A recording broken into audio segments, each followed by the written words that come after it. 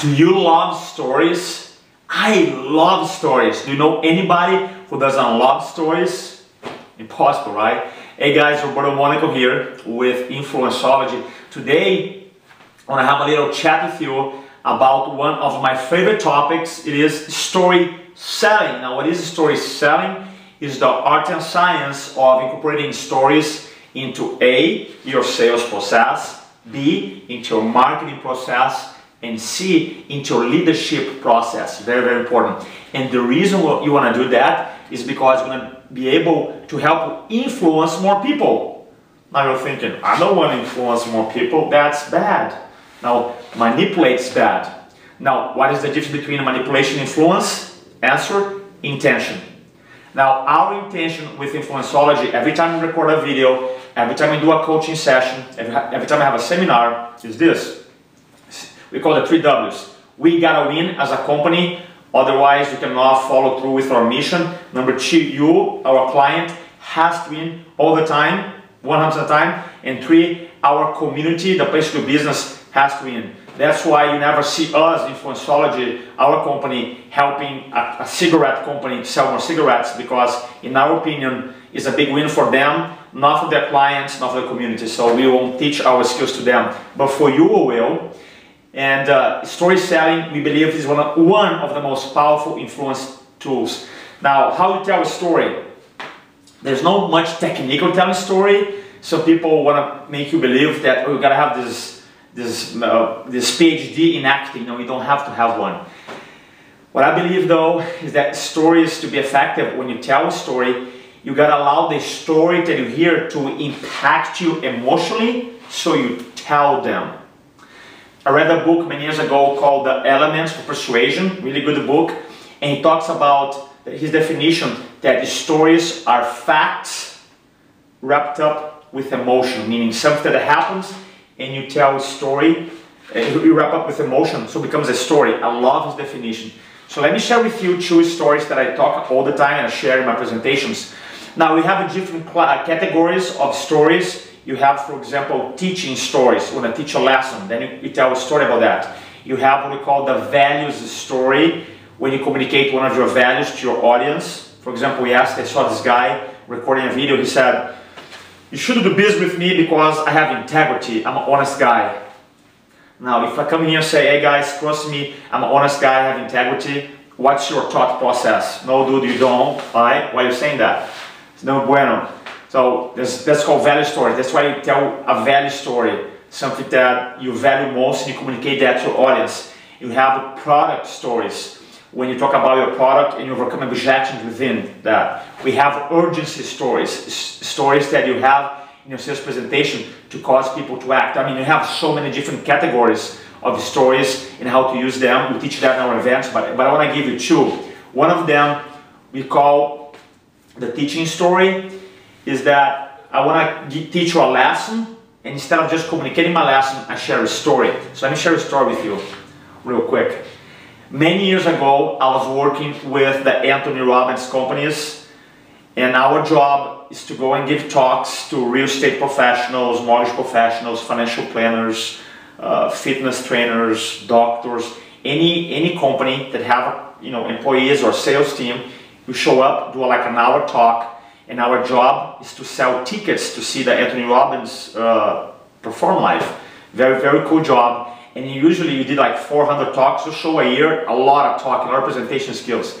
And I remember I was living in New Jersey, and you called sales cycles. So we spent like 4 months in New Jersey, 4 months in Florida, 4 months in Vegas, 4 months in Denver, and you travel. I was traveling like 5.5 years. So I was in Jersey, and I decided, you know what, this is going to be my best sales cycle, or I want to break my records, my sales records.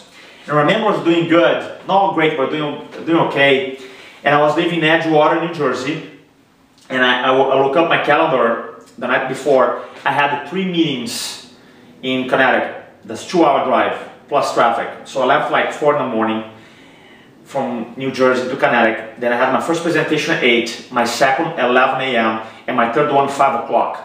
So by the time I spoke the 3 times, an hour talks each, and I drove back, it was 9 o'clock in the evening. I woke up at 4 in the morning, And guess what? My first meeting, I didn't sell any tickets. The second, any tickets. The third, any tickets. 0 tickets. I was like mad.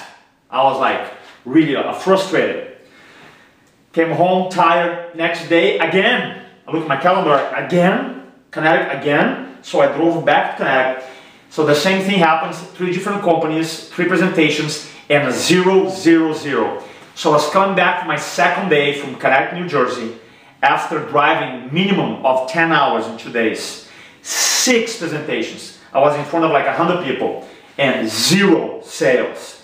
I literally want to kill myself. I was like, you know what? Speaking is not for me. I hate this thing. People don't get it. I want to quit. I was like depressed.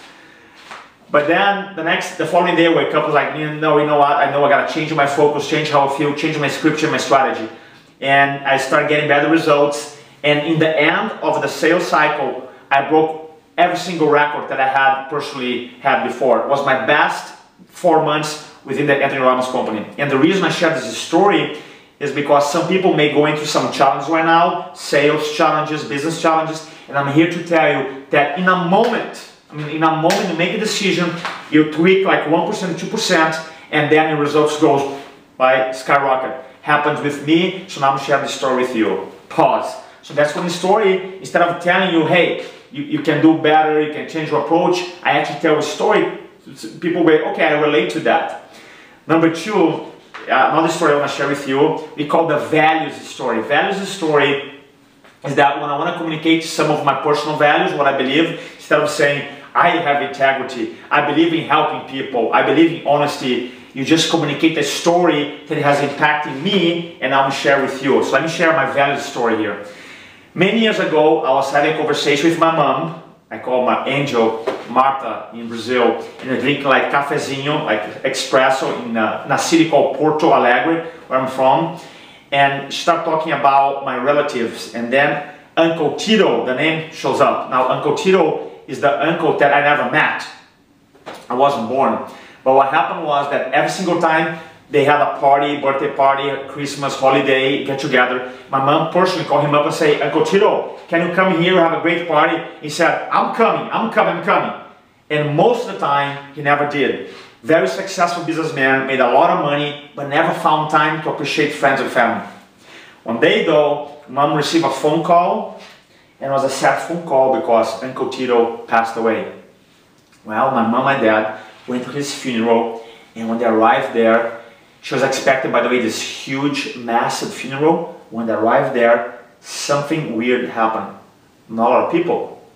And my mom was like, that's weird. I was expecting a lot of people here. It's Uncle Tito. I just passed away. So she arrived, sit down. After a couple hours, the ceremony was ending. In Brazil, the tradition, the family members say the last words. The priest say the last words. They close the casket. And then you have 6 pallbearers to remove his casket away. And what happens is, when the priest said the last words, they closed the casket, and 5 people stood up. And there's like 1 place missing. You see, they didn't have the 6th person. They had to stop the funeral, call someone who worked in a cemetery to help carry my uncle's body away. When my mom shared this story with me, I realized that for me, there was not a life well lived. Can you believe, go through life every single day, meeting people, connect with your friends, and in the end of it, you don't have 6 close friends to help your own casket, right? To carry your own casket. For me, that is not a life well lived. And since that point, I made a decision to every single day to commit to go out there and help people become an even better version of themselves. Because for me, life is about helping people. Life for me is about loving myself, loving people, and be a giver to the world. Be a giver to the community, to help people expand themselves, so it becomes a big win-win-win, where I win, our clients and friends wins, and our community overall wins. Pause. That's a story that I share in my presentations all the time, Uncle Tito's story. Instead of communicating my values, I believe in impacting people. I just tell a story, and then I tell how some of my values, because the story frames one of my values. So what are your values? What are some lessons that you want to share with your clients what are some stories that from this point on you're going to be sharing in your marketing, your sales process, in your leadership. All right, you guys have a fun day, and thanks for being an influenceologist, and thanks for being a member in our community. You guys take care. Bye-bye.